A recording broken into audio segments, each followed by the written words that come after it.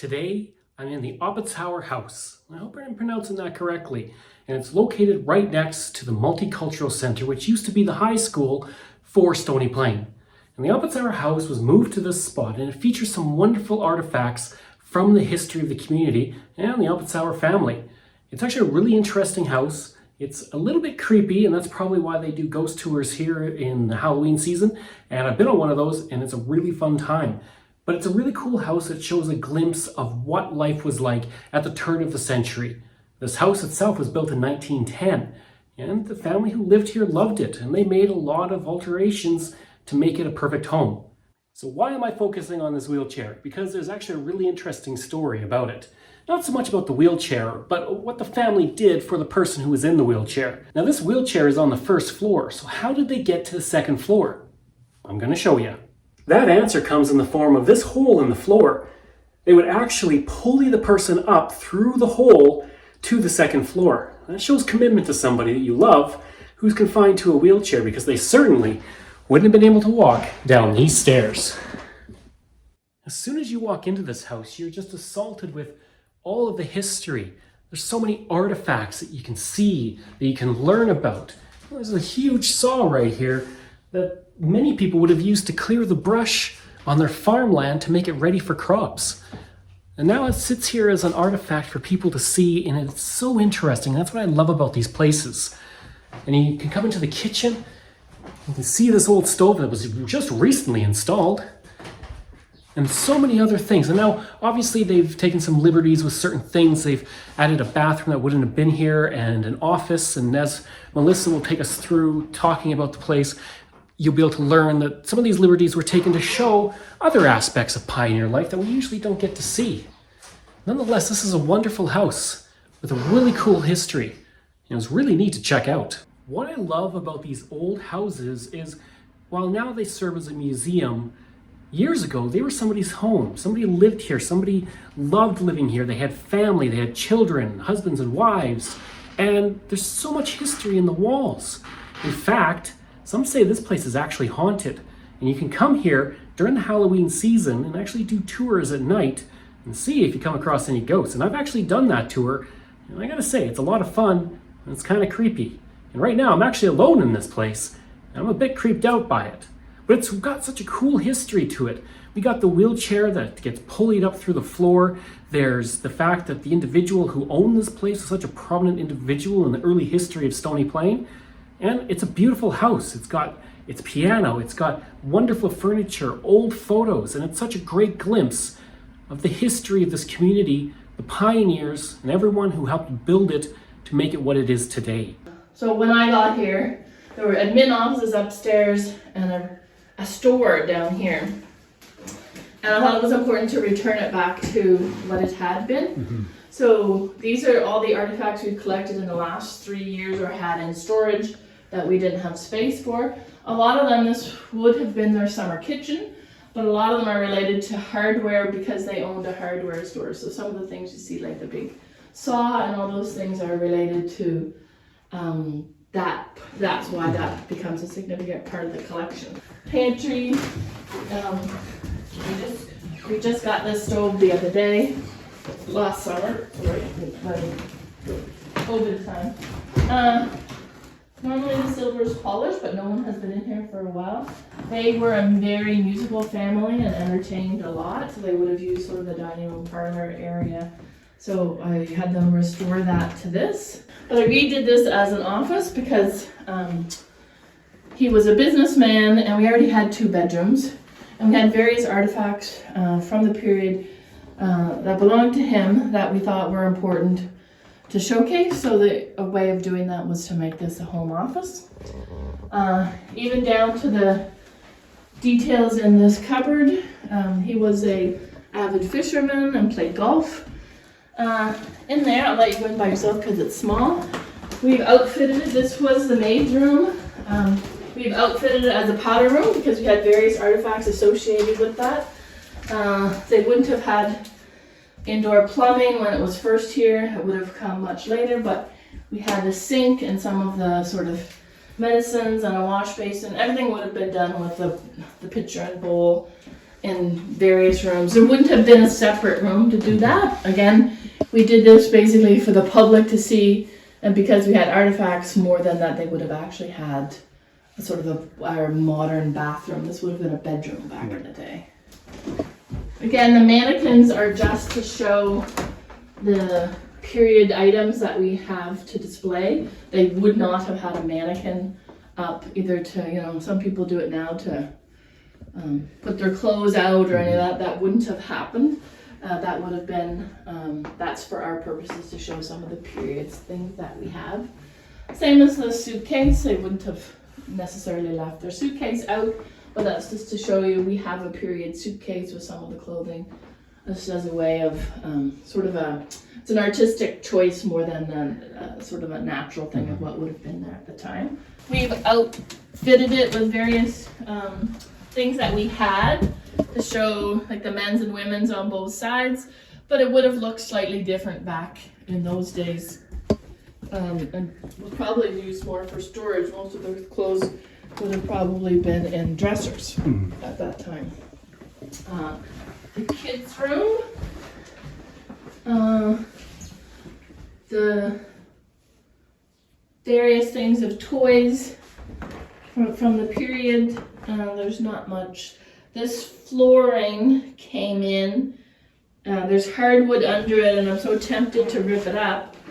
But because it shows the historical whole, I've decided to keep it for now. But there's, as you can see, there's really nice hardwood underneath it. At some point, they put this old lino on the top of it. If we look just outside, that's a multicultural center, and it's a really cool building. I grew up in Stony Plain, and I was there many times. It had some amazing ice cream. I really liked going there and checking it out, but I didn't realize the immense history associated with that building. In fact, it was the first high school in Stony Plain history. The high school I went to is actually just down the street from here, and even it's gone. Leveled, it's just a park there now. But this high school is still there, and this all used to be nothing but wheat fields and grain crops around it. Now it's all developed, but still the Multicultural Center stays. And you can tour it, and we're going to do that tour with Melissa right away. And we're going to see the inside and some of the cool things they have in there.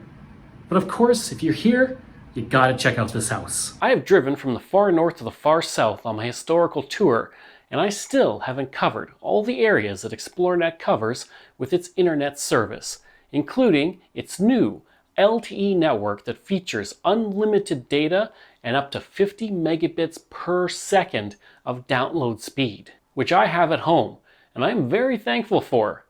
Back home, I love streaming movies on Netflix or Disney+, playing video games with friends, or doing interviews for my podcast and YouTube channel. In places like Stony Plain, which I live right near, there are towers that ExploreNet has to provide fast, rural internet to the area. It is towers like that that help me enjoy the fast internet back home near Stony Plain. When I am home putting together this video and uploading my podcast episodes, I will have ExploreNet's excellent network to ensure that my content uploads quickly and easily. ExploreNet Internet has allowed me to run my business from my rural home, and it has only been getting better and faster over time.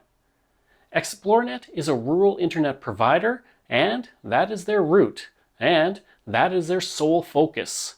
For more information about the new faster rural internet options in your area, I recommend you go to explorenet.com or call 1-866-285-2253 or click the link in the video description. This, of course, is the main building, which was the original This has historical designation and protection. It is original Stony Plain High. It had sort of fallen into disrepair. Because of the gabled roof and the bell tower, it's a Scottish architectural design. It was found to have value, so these local people saved it and became now what is the Heritage Agriculture Society that runs this whole complex all together. You can see the bell tower needs to be painted. That's supposed to happen this summer. Everything's a big production with an old building and very expensive to do. The guy who designed this is the guy who designed Central Park. He was semi-famous, and that's sort of the combined with that this is the original spot it was on, the shape of the building, the age of it, and the architect that designed it. I guess that's what sort of determined its historical significance. This room we call the Settler's Cabin. We have various school programs based on this room. This is the idea that this was not part of this original building. This was gutted, so they built sort of walls and ceiling around it to sort of signify what a settler's cabin would have looked like, where they would sleep as a family unit upstairs in an elevated spot, and downstairs they would have done everything from their washing to teaching their kids to music to sewing, and the stove would have been the center for the family. These would have all been sort of those one-room settlers' cabins that they would have built. So we have a program built around that for grades 2 to 5, and the kids come in and they do things related to the period, and they bake cookies in the oven, and we show them how to iron and do various tasks that would have been done much differently back in the day. Showcase the various artifacts that they had too. And over the last 40 years, they've collected artifacts as they relate to various things. So people say, I have these irons, where are we going to put those in a schoolhouse, right? So it does kind of make sense to have this one room. But this is sort of the idea that this is what a settler's cabin at the time might have looked like in the early turn of the century. The displays up here that are semi-permanent are about how was the first high school in Stony Plain. Talking about local agricultural practices, pictures of the building through different times, more about the industrial age and the changes to school, picture of actual school kids that were local but probably wouldn't have been in this building. More about the agriculture in the area. There's the building when it was in the middle of the field. Cornelia Wood, who was the mayor, is also called the lady with the hats. She donated us her hat collection when she passed. She was a local sort of interesting person. She was the first Madam Mayor. There's a lot about her in there if you want to take a look when you do it. This room we restored to the library. This was the teacher's lounge at the time, but the bookcases are period. And we've just turned this into a library of local books that we have had donated to us. The curator uses it when she gets an artifact to decide where it's going to go and what she's going to do and clean it and restore it, and that's what this room is generally used for. That's why there's a hodgepodge of things in here. The teacup collection also is semi-interesting. It's also we have thousands and thousands and thousands of them. That's just a snippet of the teacups of the teacup collection. But this is actually from the Opperts. This sign was recovered from the Oppertshauser hardware store off of Main Street, and this isn't part of this building.